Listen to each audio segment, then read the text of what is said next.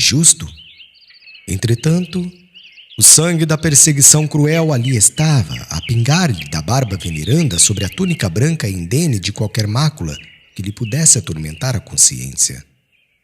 Ainda não transpusera o cercado rústico da vivenda humilde, quando uma voz cariciosa lhe gritava assustadiça e veemente: Pai? Pai? Que sangue é esse? Uma jovem de notável formosura corria a abraçá-lo com imensa ternura, ao mesmo tempo em que lhe arrancava o cesto das mãos trêmulas e doloridas. Abigail, na candidez dos seus 18 anos, era um gracioso resumo de todos os encantos das mulheres da sua raça. Os cabelos sedosos caíam-lhe em anéis caprichosos sobre os ombros, emoldurando-lhe o rosto atraente num conjunto harmonioso de simpatia e beleza.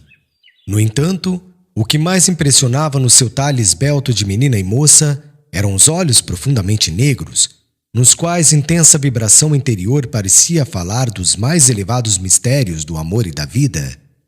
Filhinha, minha querida filha, murmurou ele, amparando-se nos seus braços carinhosos.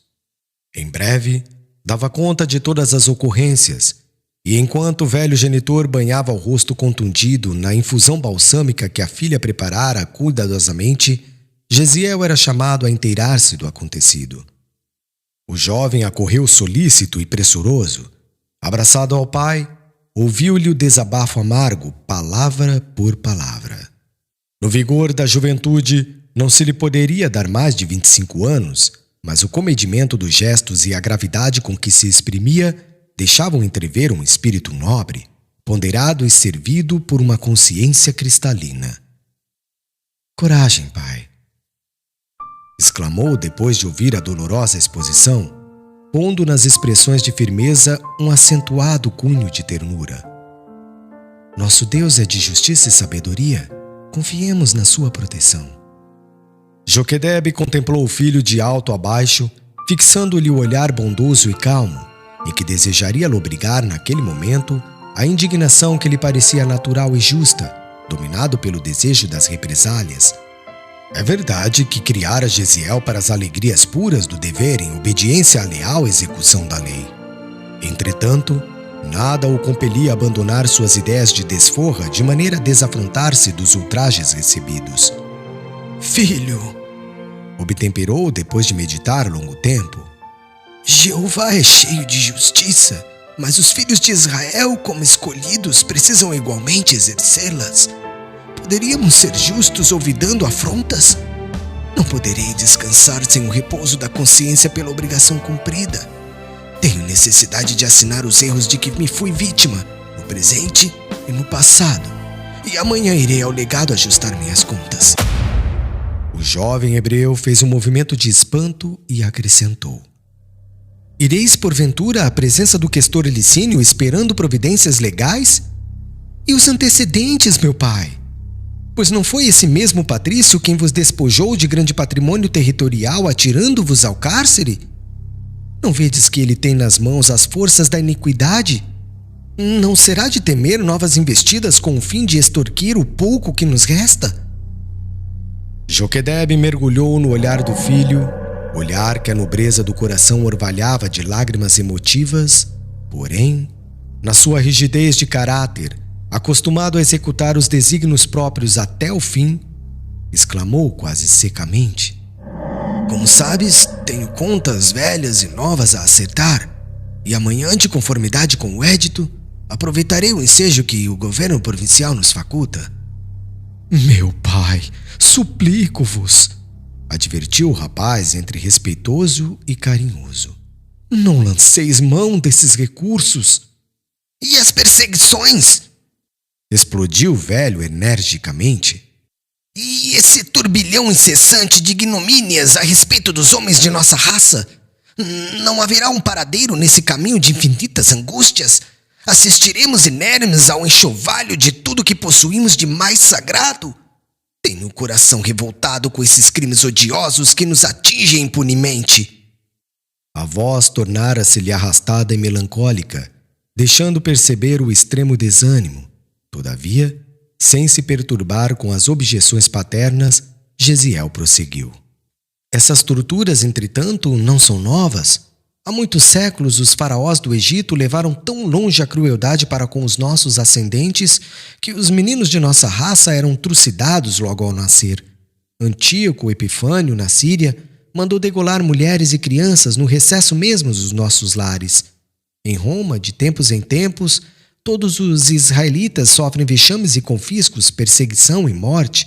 Mas certamente, meu pai, Deus permite que assim aconteça para que Israel reconheça nos sofrimentos mais atrozes a sua missão divina.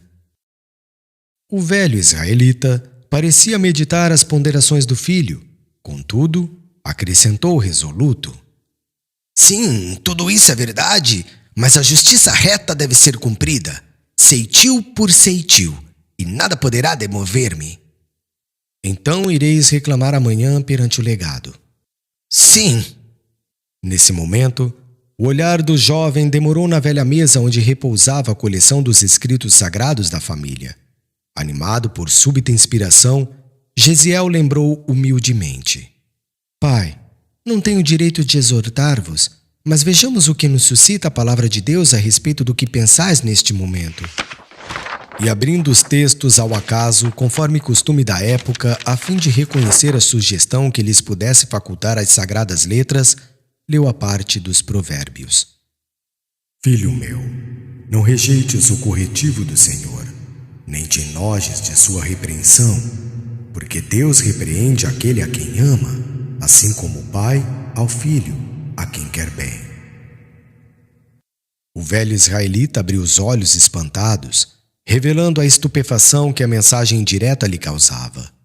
E como Gesiel fixasse longamente, demonstrando ansioso interesse por conhecer-lhe a atitude íntima em face da sugestão dos pergaminhos sagrados, acentuou: Recebo a advertência dos escritos, meu filho, mas não me conforme com a injustiça e, segundo tenho resolvido, levarei a minha queixa às autoridades competentes.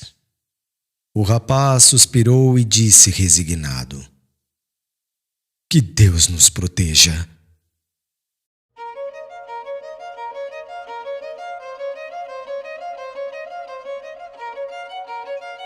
No dia seguinte, avolumava-se compacta multidão junto ao templo da Vênus popular. Do antigo casarão, onde funcionava um tribunal improvisado, viam-se as luxuosas e extravagantes viaturas que cruzavam a grande praça em todas as direções. Eram patrícios que se dirigiam às audiências da corte provinciana, ou antigos proprietários da fortuna particular de Corinto, que se entregavam aos entretenimentos do dia à custa do suor dos míseros cativos. Desusado movimento caracterizava o local, observando-se de vez em quando os oficiais embriagados que deixavam o ambiente viciado do templo da famosa deusa, entupido de capitosos perfumes e condenáveis prazeres. Joquedebe atravessou a praça, sem se deter para fixar qualquer detalhe da multidão que o rodeava, e penetrou o recinto onde Licínio Minúcio, cercado de muitos auxiliares e soldados, expedia numerosas ordens. Os que se atreveram à queixa pública excediam tão somente de 100, e depois de prestarem declarações individuais sob o olhar percussiente do legado, eram um por um conduzidos para a solução isolada do assunto que lhes dizia respeito. Chegada a sua vez, o velho israelita expôs suas reclamações particulares, atinentes às indébitas expropriações do passado e aos insultos de que fora vítima na véspera, enquanto o orgulhoso patrício lhe anotara as menores palavras e atitudes do alto de sua cátedra, como quem já conhecia de longo tempo a personagem em causa. Conduzido novamente ao interior, Joquedebe esperou como os demais a solução dos pedidos de reparação à justiça, mas aos poucos, quando os outros eram convocados nominalmente ao acerto das contas com o governo provincial, reparava que o antigo casarão se envolvia em grande silêncio, percebendo que sua vez, possivelmente, fora adiada por circunstâncias que não podia presumir. Instado nominalmente a dirigir-se ao juiz, ouviu grandemente surpreendido a sentença negativa, lida por um oficial que desempenhava as atribuições de secretário daquela alçada. O legado imperial em nome de César